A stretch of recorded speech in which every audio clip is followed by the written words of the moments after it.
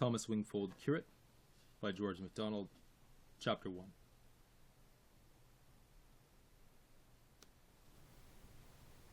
Helen Lingard. A swift grey November wind had taken every chimney of the house for an organ pipe, and was roaring in them all at once, quelling the more distant and varied noises of the woods, which moaned and surged like a sea. Helen Lingard had not been out all day. The morning, indeed, had been fine, but she had been writing a long letter to her brother Leopold at Cambridge, and had put off her walk in the neighbouring park till after luncheon. And in the meantime the wind had risen, and brought with it a haze that threatened rain. She was in admirable health, and had never had a day's illness in her life, was hardly more afraid of getting wet than a young farmer, and enjoyed wind, especially when she was on horseback.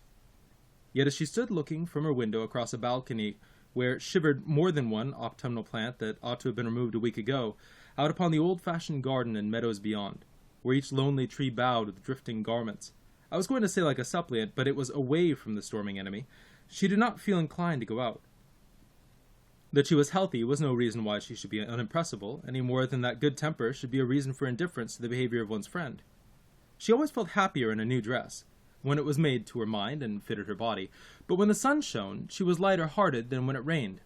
I had written merrier, but Helen was seldom merry, and had she been made aware of the fact, and questioned why, would have answered, because she so seldom saw reason. She was what all her friends called a sensible girl, but as I say, that was no reason why she should be an insensible girl as well, and be subject to none of the influences of the weather. She did feel those influences, and therefore it was that she turned away from the window with the sense, rather, than the conviction that the fireside in her own room was rendered even more attractive by the unfriendly aspect of things outside, and the roar in the chimney which happily was not accompanied by a change in the current of the smoke. The hours between luncheon and tea are confessedly dull, but dullness is not inimical to a certain kind of comfort, and Helen liked to be that way comfortable. Nor had she ever yet been aware of self-rebuke because of the liking.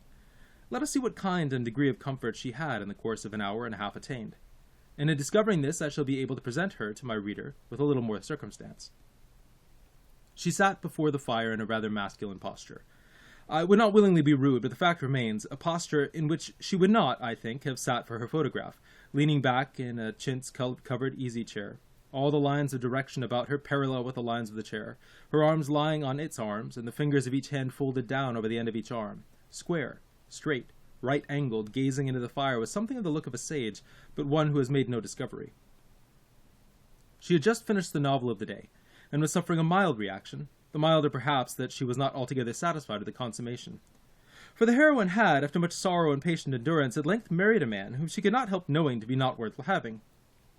For the author even knew it, only such was his reading of life, and such his theory of artistic duty, that what it was a disappointment to Helen to peruse, it seemed to have been a comfort to him to write.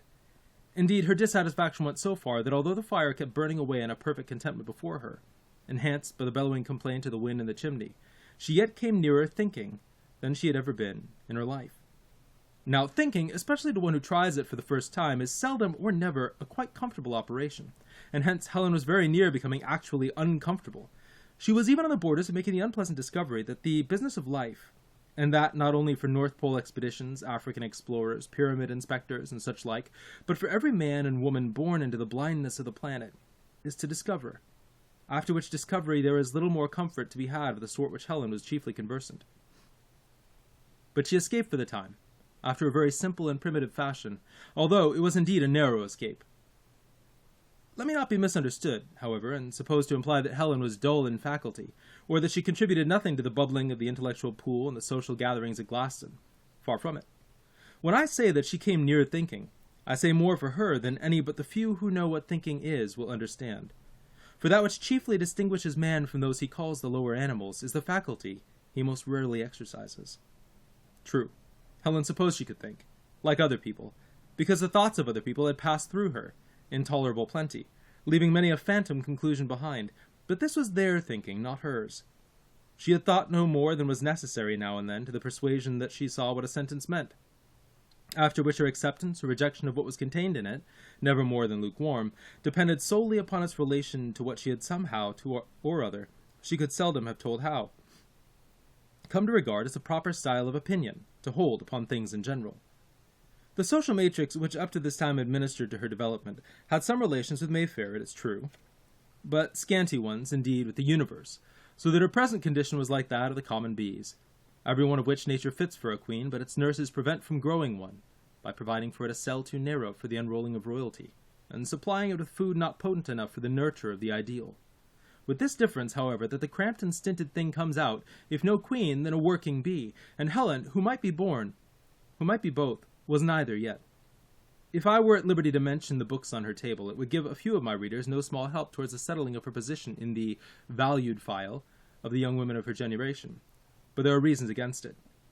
She was the daughter of an officer, who, her mother dying when she was born, committed her to the care of a widowed aunt, and almost immediately left for India, where he rose to high rank and somehow or other amassed a considerable fortune, partly through his marriage with a Hindu lady, by whom he had one child, a boy some 3 years younger than Helen.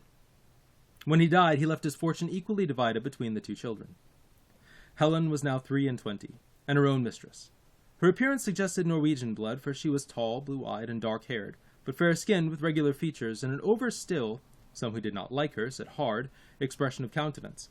No one had ever called her Nellie, yet she had long remained a girl, lingering on the broken borderland after several of her school companions had become young matrons. Her drawing-master, a man of some observation and insight, used to say, Miss Lingard would wake up somewhere about 40. The cause of her so nearly touching the borders of thought this afternoon was that she became suddenly aware of feeling bored. Now Helen was even seldomer bored than merry, and this time she saw no reason for it, neither had any person to lay the blame upon. She might have said it was the weather, but the weather had never done it before. Nor could it be want of society, for George Bascombe was to dine with them. So was the curate, but he did not count for much. Neither was she weary of herself. That indeed might be only a question of time, for the most complete egotist, Julius Caesar or Napoleon Bonaparte, must at length get weary of his paltry self. But Helen, from the slow rate of her expansion, was not old enough yet. Nor was she in any special sense wrapped up in herself.